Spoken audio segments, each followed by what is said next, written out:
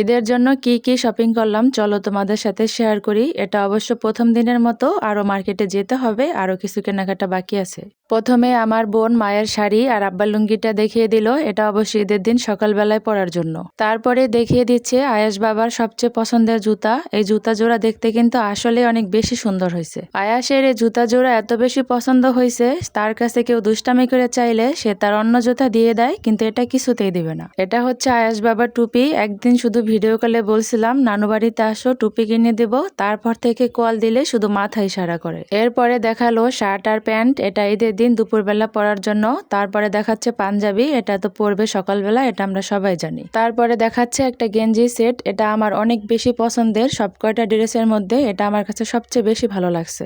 এরপরে দেখাচ্ছে এটা আয়াসের আব্বুর জুতা। আয়াসের আব্বু ঈদে কিছু নিতেই চায় না, তারপরে ওর আম্মু জোর করে জুতা জোড়া কিনে দিছে। তোমাদের কাছে কোনটা বেশি ভালো লাগছে অবশ্যই কমেন্টে জানাবে। ভালো থাকবে, আল্লাহ হাফেজ।